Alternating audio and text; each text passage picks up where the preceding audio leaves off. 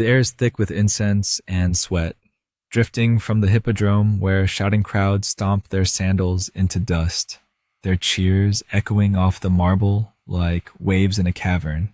You're there, shoulder to shoulder with bakers and beggars, watching not only the chariot races but the sideshows, the ones whispered about after dark, where performers push bodies into daring pantomimes that are a little too vivid, a little too scandalous. And right there, under the flicker of torchlight, is the girl who will grow into history's most dangerous empress. Like what you're seeing? Hit like, subscribe, and share your thoughts in the comments. I'm always reading them. She's young, but her eyes already carry that impossible confidence, the kind that says she'll one day sip wine in a palace while armies march at her command. But before that, she grinds through nights in tawdry taverns where laughter mixes with moans, and performances blur the line between art and indecency. You can smell the sour wine, hear the slap of sandals on mosaics sticky with spilled honey. It's not glamour, it's survival, and her survival strategy is charm honed razor sharp. Imagine pantomime plays where actresses shed clothes piece by piece, dramatizing myths of gods chasing maidens or heroes falling to temptation. This future empress doesn't just play the role, she owns it. She takes on Zeus, Hera, Aphrodite all in one body, and the crowd howls, tossing coins that clatter like rain.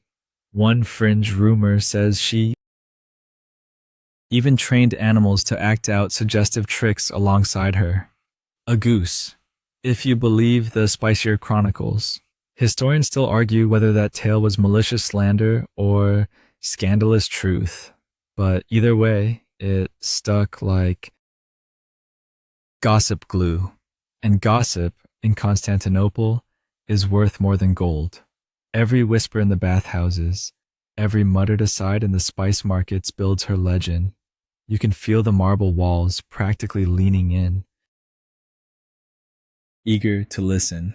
Even courtiers from the palace sneak out to watch, cloaked in anonymity, because everyone loves forbidden fruit, especially the kind dipped in honeyed sweat and forbidden chants. Mainstream historians agree on this. In the 6th century, the Byzantine Empire wasn't just about theology and law codes. It was a city of appetite. Spectacle ruled as firmly as scripture. Emperors trembled before circus factions like the Blues and Greens, who weren't just sports fans, but political mobs with fists and knives. Into this world she steps, a woman who understands that bodies on stage could move hearts off stage, and moving hearts could topple thrones. So she learns to weave herself into stories.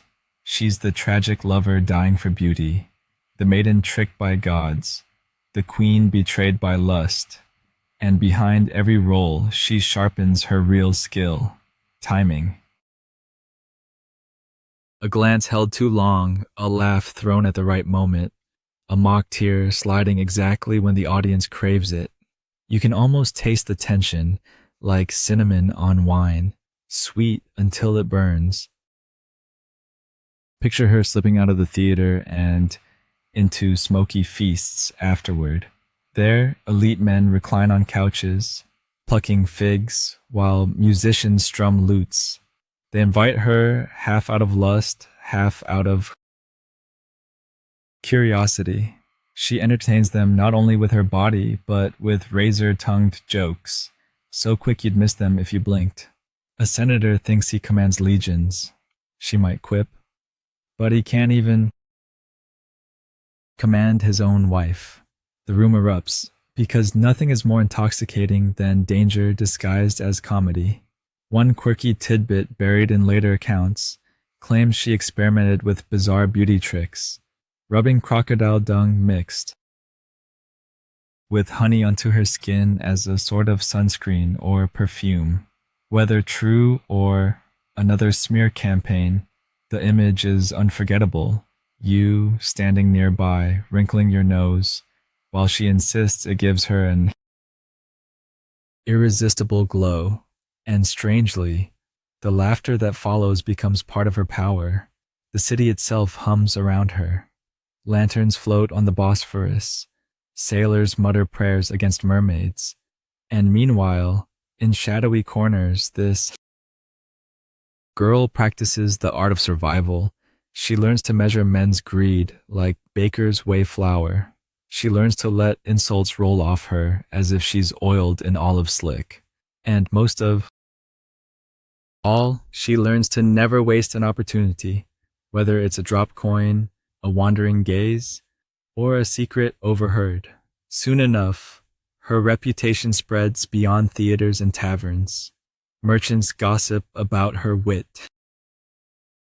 While weighing silk, priests thunder sermons warning against her influence, which, of course, only makes her more alluring.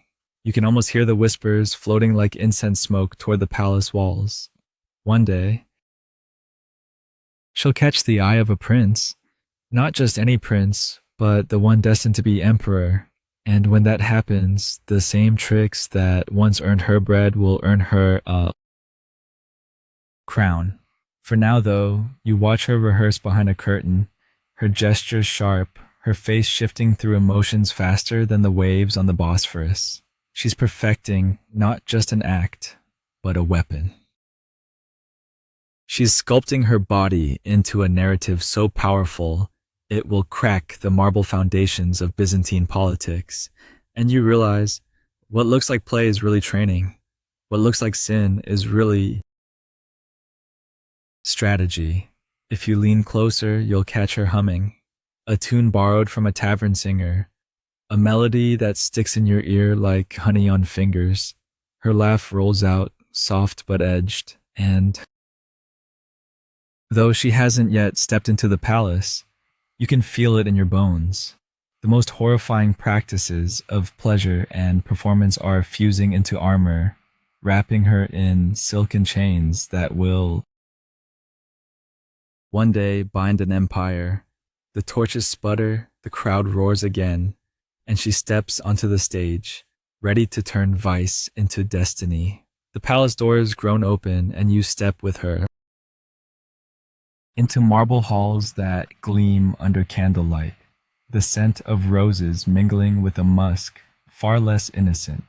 She's no longer the tavern performer. She's clad in imperial silks, every thread dyed with power, every jewel catching torchlight like a watchful eye. The girl who once twirled before jeering mobs now walks beside Justinian, the man who will be emperor, her laughter echoing as if it owns the walls themselves, and the courtiers can't decide what horrifies them more, her past, which clings like smoke, or her present, which blazes brighter than any throne room brazier. Imagine their whispers. She's a courtesan, a pantomime dancer, a spectacle too filthy to crown. Yet here she is crowned anyway, her smile sharper than any sword. You feel the tension like static in the air, as if one wrong word might spark a riot. She deploys her old arsenal, timing, wit, scandal, but now it's turned on senators, generals, bishops, where once she joked about a man's wife, now she jokes about imperial policy, and somehow it lands. When Justinian dithers over a law, she snaps, "Better to rule than to weep." That phrase, slipped into debates, later echoes through history as her defining mark. Historians still argue whether she truly said it or whether chroniclers polished it into legend, but the effect is the same. It cements her as steel wrapped in silk. Behind the curtains of the palace, Byzantine sexual rituals remain as strange as any tavern pantomime. You hear of silken ropes braided for both devotion and discipline, of lavish banquets where entertainment blurs into seduction, of priests wagging fingers by day while indulging in masked revels by night.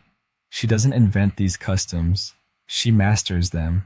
She wields them not as vices, but as weapons of loyalty. A general once opposed her husband. A season later, after attending one of her orchestrated banquets, he swears lifelong allegiance. Coincidence? You can almost taste the smirk curling at her lips. A mainstream historical fact anchors all this spectacle. During Justinian's reign, the empire codified Roman law in what we call the Corpus Juris Civilis. It's the backbone of European legal tradition, and while dusty scholars wrote the text, she shaped the mood in which laws were applied. Without her, Justinian might have caved to riots. With her, he stood firm. The famous Nika revolt, when mobs roared through Constantinople, burning half the city, nearly toppled him. He considered fleeing. She didn't. She told him death in purple is better than life in flight. And in that moment, she wasn't just an empress.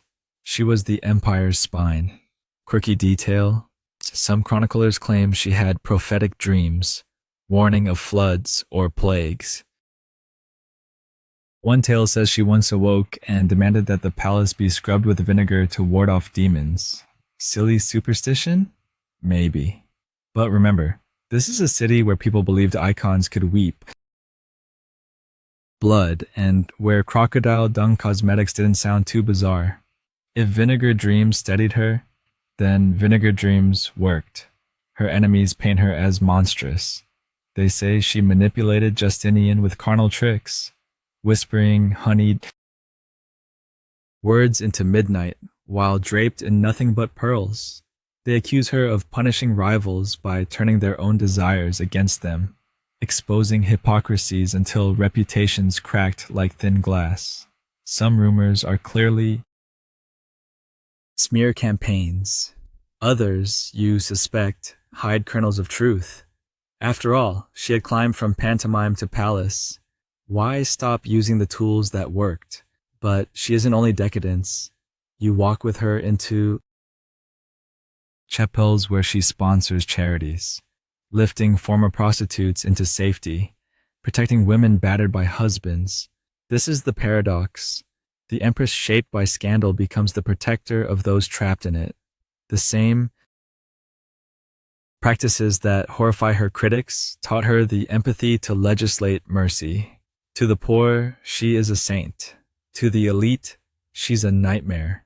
And that's the thing. History remembers her as both. Her world is slippery, like olive oil poured over marble. Step wrong, and you fall. But she doesn't fall. She balances, dances, even twirls. Every gesture rehearsed since those smoky tavern nights. You picture her at the end of a long banquet, reclining against silk cushions, goblet in hand. Justinian dozes beside her, worn from law codes and riots. She gazes out across Constantinople, the domes of Hagia Sophia, gleaming in the moonlight, her crowning gift to the city. And you sense her satisfaction, not just with jewels or feasts, but with survival. She turned horror into strategy, whispers into law, scandal into sovereignty. As the candles gutter low, you feel her presence soften. No more thunderous speeches, no more sly jokes, just the quiet breath of a woman who clawed her way from tavern floors to marble thrones. She closes her eyes, and the empire holds its breath. Thank you for listening. I'll stop here, where the silks fall still, where the torches fade to embers, and where her legend slips back into shadow. This is where I fade out. We're always saying goodbye,